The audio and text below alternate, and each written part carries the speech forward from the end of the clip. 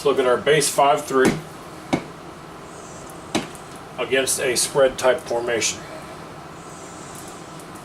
We see that the offense has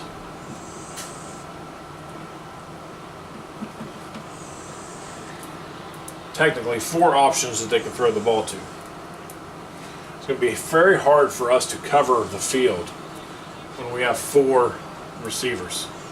So what we need to try to do is even the odds a little bit to help things out in our favor. So we are going to bump to what we would call our 44-3. In a 44, the ends jobs do not change.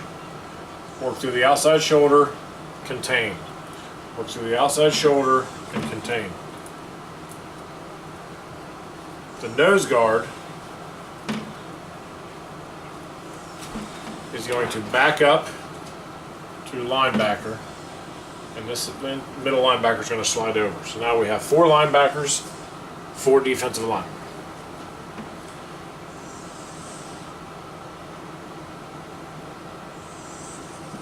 This defense tackle is going to slide in a little bit, and they are still 2 ways. They are still responsible for 2 gaps. So we have these gaps covered. The only gap we really don't have covered is here. We have 2 linebackers there for support that they can work as they're progressing from the inside out. They'll be okay.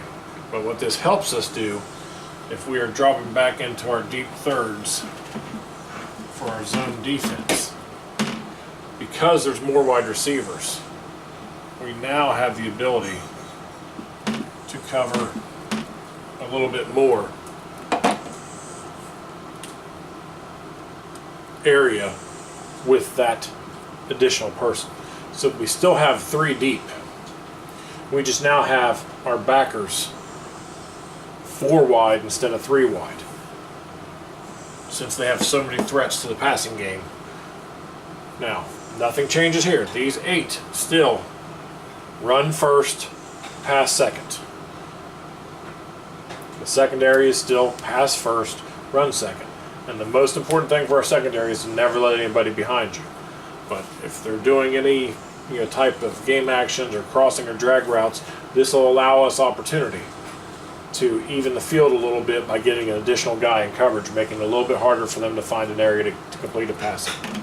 So that would be our 44 cover 3.